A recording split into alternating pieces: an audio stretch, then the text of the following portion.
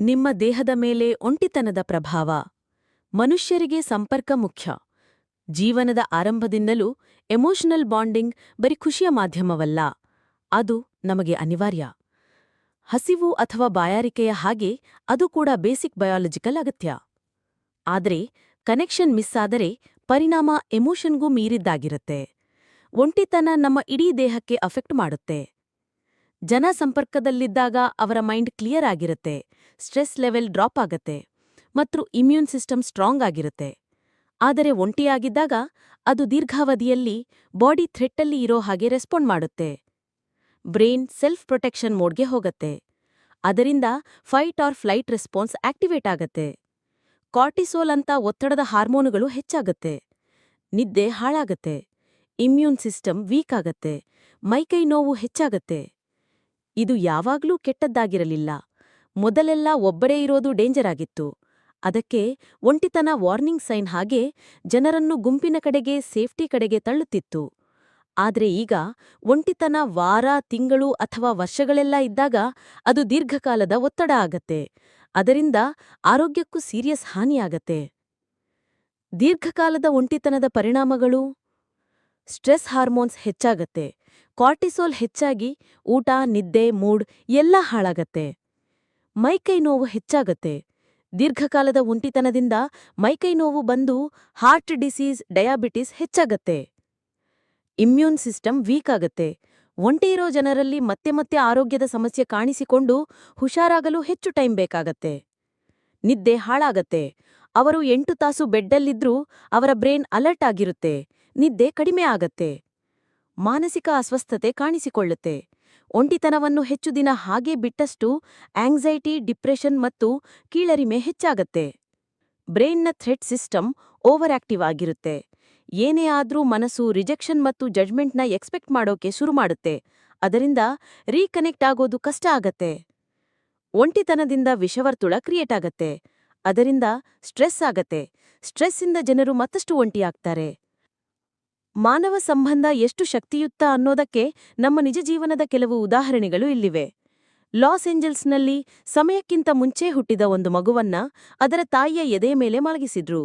ಆ ಒಂದು ಸಣ್ಣ ಸ್ಪರ್ಶವೇ ಆ ಮಗುವಿನ ಹೃದಯ ಬಡಿತ, ಉಸಿರಾಟ ಮತ್ತು ದೇಹದ ಉಷ್ಣಾಂಶವನ್ನ ಸರಿದಾರಿಗೆ ತಂತು. ಹೇಳ್ಬೇಕು ಅಂದ್ರೆ ಆ ತಾಯಿ ಮಗುವಿನ ಸಂಬಂಧವೇ ಅಕ್ಷರಶಃ ಆ ಮಗುವಿನ ಜೀವ ಉಳಿಸ್ತು. ವೃದ್ಧಾಶ್ರಮಗಳಲ್ಲಿ ಯಾರಾದರೂ ಬಂದು ಮಾತಾಡಿಸಿಕೊಂಡು ಹೋಗುವ ಹಿರಿಯರಿಗೆ ಅಥವಾ ಸಾಕುಪ್ರಾಣಿಗಳ ಜೊತೆ ಸಮಯ ಕಳೆಯವರಿಗೆ ಬಿಪಿ ಮತ್ತು ಬೇಜಾರು ಖಿನ್ನತೆಯೆಲ್ಲ ಕಡಿಮೆ ಇರುತ್ತೆ. ಅನಾಥಾಶ್ರಮಗಳಲ್ಲಿ ಮಕ್ಕಳಿಗೆ ಹೊಟ್ಟೆಗೆ ಊಟ, ಮೈಗೆಲ್ಲ ಆರೈಕೆ ಚೆನ್ನಾಗಿಯೇ ಸಿಕ್ಕರೂ ಪ್ರೀತಿಯಿಂದ ಯಾರೂ ಮಾತಾಡಿಸದೆ, ಕಣ್ಣಲ್ಲಿ ಕಣ್ಣಿಟ್ಟು ನೋಡದೆ, ಅಪ್ಪಿಗೆ ಕೊಳ್ಳದೇ ಇದ್ದರೆ ಅವರ ಮೆದುಳಿನ ಬೆಳವಣಿಗೆ ನಿಧಾನ ಆಗುತ್ತೆ.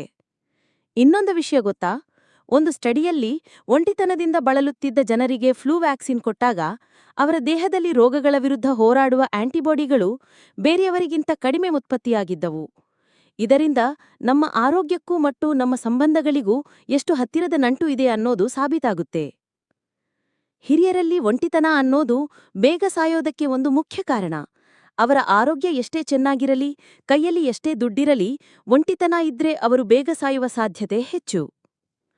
ಒಂಟಿತನದ ಲಕ್ಷಣಗಳು ಸದ್ದಿಲ್ಲದೆ ಕಾಣಿಸಿಕೊಳ್ತಾವೆ. ಸುಮ್ಸುಮ್ನೆ ಸುಸ್ತಾಗೋದು, ಪದೇ ಪದೇ ಹುಷಾರು ತಪ್ಪೋದು, ರಾತ್ರಿ ಸರಿಯಾಗಿ ನಿದ್ದೆ ಹತ್ತದೇ ಇರೋದು, ಚಿಕ್ಕ ಚಿಕ್ಕ ವಿಷಯಕ್ಕೆ ಕಿರಿಕಿರಿ ಮಾಡಿಕೊಳ್ಳೋದು, ಮತ್ತೆ ಮನಸ್ಸು ಮರಗಟ್ಟಿದ ಹಾಗೆ ಆಗೋದು. ತಮಗೆ ಈ ರೀತಿ ಯಾಕೆ ಆಗ್ತಾ ಇದೆ ಅಂತ ಒಂಟಿತನವೇ ಕಾರಣ ಅಂತ ಹೆಚ್ಚಿನ ಜನಕ್ಕೆ ಅದು ತೀರಾ ಜಾಸ್ತಿಯಾಗೋವರೆಗೂ ಗೊತ್ತೇ ಆಗಲ್ಲ. ಆದರೆ ಒಂದು ಒಳ್ಳೆ ವಿಷಯ ಏನಂದ್ರೆ ಇದಕ್ಕೆ ಪರಿಹಾರ ನಮ್ಮ ಕೈಯಲ್ಲೇ ಇದೆ. ಇದಕ್ಕೆ ಕೆಲವು ಸುಲಭವಾದ ಉಪಾಯಗಳಿವೆ. ಇದನ್ನು ಯಾರ್ಬೇಕಾದ್ರೂ ಇವತ್ತಿಂದನೇ ಶುರು ಮಾಡಬಹುದು. ಲಕ್ಷಣಗಳ ಕಡೆ ಗಮನ ಇರ್ಲಿ. ಒಂಟಿತನ ತೀರಾ ಜಾಸ್ತಿಯಾಗೋವರೆಗೂ ಕಾಯ್ಬೇಡಿ. ಬೇರೆಯವರಿಂದ ಮನಸ್ಸು ದೂರ ಆಗ್ತಿದೆ ಅಂತ ಅನಿಸಿದ ತಕ್ಷಣವೇ ಎಚ್ಚೆತ್ತುಕೊಳ್ಳಿ. ಸಂಬಂಧಗಳನ್ನು ಒಂದು ಔಷಧಿ ತರ ನೋಡಿ. ಚೆನ್ನಾಗಿ ಊಟ ಮಾಡೋದು, ವ್ಯಾಯಾಮ ಮಾಡೋದು ಎಷ್ಟು ಮುಖ್ಯವೋ ಹಾಗೆ ಬೇರೆಯವರ ಜೊತೆ ನಿಯಮಿತವಾಗಿ ಅರ್ಥಪೂರ್ಣವಾಗಿ ಬೆರೆಯೋದು ಆರೋಗ್ಯಕ್ಕೆ ತುಂಬಾನೇ ಮುಖ್ಯ. ಬೇರೆಯವರ ಜೊತೆ ಸಂಪರ್ಕದಲ್ಲಿ ಇರೋದನ್ನ ಒಂದು ರೂಢಿ ಮಾಡಿಕೊಳ್ಳಿ. ಉದಾಹರಣೆಗೆ ದಿನಾ ಒಬ್ಬ ಫ್ರೆಂಡ್ಗೆ ಮೆಸೇಜ್ ಕಳಿಸೋದು, ಪಕ್ಕದ ಮನೆಯವರ ಜೊತೆ ಆಗಾಗ ವಾಕಿಂಗ್ ಹೋಗೋದು, ಅಥವಾ ವಾರಕ್ಕೊಮ್ಮೆ ಯಾವುದಾದರೂ ಗುಂಪಿನ ಚಟುವಟಿಕೆಯಲ್ಲಿ ಭಾಗವಹಿಸೋದು. ಸಣ್ಣ ಪುಟ್ಟ ಕ್ಷಣಗಳು ತುಂಬಾನೇ ಮುಖ್ಯ. ಒಂದು 5 ನಿಮಿಷದ ಮಾತುಕತೆ, ಒಟ್ಟಿಗೆ ಸೇರಿ ನಕ್ಕಿದ್ದು, ಒಂದು ಒಳ್ಳೆ ಮಾತು, ಈ ಥರದ ಚಿಕ್ಕ ಪುಟ್ಟ ವಿಷಯಗಳು ನಮ್ಮ ಮನಸ್ಸನ್ನು ಶಾಂತ ಮಾಡಿ ನೆಮ್ಮದಿಯನ್ನ ವಾಪಸ್ ತರುತ್ತೆ. ಎಷ್ಟು ಜನ ಫ್ರೆಂಡ್ಸ್ ಇದ್ದಾರೆ ಅನ್ನೋದಕ್ಕಿಂತ ಇರೋರು ಎಷ್ಟು ಒಳ್ಳೆಯವರು ಅನ್ನೋದು ಮುಖ್ಯ. ನಿಮಗೆ 100 ಜನ ಫ್ರೆಂಡ್ಸ್ ಬೇಕಂತೇನಿಲ್ಲ, ಬೆರಳೆಣಿಸುವಷ್ಟು, ಆದ್ರೆ ನಿಮಗೆ ಸಪೋರ್ಟ್ ಆಗಿ ನಿಲ್ಲುವಂತಹ ಒಳ್ಳೆಯ ಫ್ರೆಂಡ್ಸ್ ಇದ್ರೆ ಸಾಕು. ಅವರು ನಿಮ್ಮನ್ನು ಒತ್ತಡ ಮತ್ತು ಕಾಯಿಲೆಗಳಿಂದ ಆಗುವ ಕೆಟ್ಟ ಪರಿಣಾಮಗಳಿಂದ ಕಾಪಾಡ್ತಾರೆ. ಸ್ಪರ್ಶ ಮತ್ತು ಹತ್ತಿರ ಇರೋದು ಕೂಡ ತುಂಬಾನೇ ಮುಖ್ಯ. ಒಂದು ಅಪ್ಪುಗೆ ಕೈ ಹಿಡಿಕೊಳ್ಳುವುದು ಅಥವಾ ಸುಮ್ನೆ ಪಕ್ಕದಲ್ಲಿ ಕೂತುಕೊಳ್ಳುವುದು ಕೂಡ ಆಕ್ಸಿಟೋಸಿನ್ ಅನ್ನೋ ಹಾರ್ಮೋನ್ ಅನ್ನ ಬಿಡುಗಡೆ ಮಾಡುತ್ತೆ. ಈ ಹಾರ್ಮೋನ್ ನಮ್ಮಲ್ಲಿ ನಂಬಿಕೆಯನ್ನು ಹೆಚ್ಚಿಸುತ್ತೆ ಮತ್ತು ದೇಹ ಮನಸ್ಸಿಗೆ ಆರಾಮ ಕೊಡುತ್ತೆ. ಮನಸ್ಸಿನ ನೋವು ಕೂಡ ನಿಜವಾದ ನೋವು ಅನ್ನೋದನ್ನ ಅರ್ಥ ಮಾಡಿಕೊಳ್ಳಿ. ಯಾರಾದ್ರೂ ನಮ್ಮನ್ನು ಬೇಡ ಅಂದಾಗ ಅಥವಾ ದೂರ ಇಟ್ಟಾಗ ಆಗುವ ನೋವನ್ನ ನಮ್ಮ ಮೆದುಳು ದೇಹಕ್ಕೆ ಪೆಟ್ಟಾದಾಗ ಆಗುವ ನೋವಿನ ತರಹನೇ ನೋಡುತ್ತೆ. ಅದಕ್ಕೆ ಬ್ರೇಕಪ್ ಆದಾಗ, ಒಂಟಿಯಾದಾಗ ಅಥವಾ ಯಾರಾದ್ರೂ ನಮ್ಮನ್ನ ಕಡೆಗಣಿಸಿದಾಗ ಅಷ್ಟೊಂದು ನೋವಾಗೋದು. ಇದರ ಮುಖ್ಯ ಸಂದೇಶ ತುಂಬಾ ಸರಳ. ಸಂಬಂಧ ಅನ್ನೋದು ಒಂದು ಐಶ್ವರ್ಯದ ವಿಷಯವಲ್ಲ, ಅದು ನಮ್ಮ ದೇಹದ ಒಂದು ಮೂಲಭೂತ ಅಗತ್ಯ. ನಾವೆಲ್ಲ ಒಟ್ಟಿಗೆ ಇರೋದಕ್ಕೆ ಹುಟ್ಟಿರೋದು. ನಾವು ಮನಸ್ಸಿನಿಂದ ಒಬ್ಬರಿಗೊಬ್ಬರು ಹತ್ತಿರ ಆದಾಗ ನಮ್ಮ ದೇಹ ಬೇಗ ಗುಣವಾಗತ್ತೆ, ನಮ್ಮ ಯೋಚನೆಗಳು ಸ್ಪಷ್ಟವಾಗಿರುತ್ತೆ ಮತ್ತು ನಮಗೆ ಹೆಚ್ಚು ಸುರಕ್ಷಿತ ಅಂತ ಅನಿಸತ್ತೆ. ಆದ್ರೆ ನಾವು ದೂರ ಆದಾಗ ಎಲ್ಲದಕ್ಕೂ ತೊಂದರೆ ಆಗತ್ತೆ.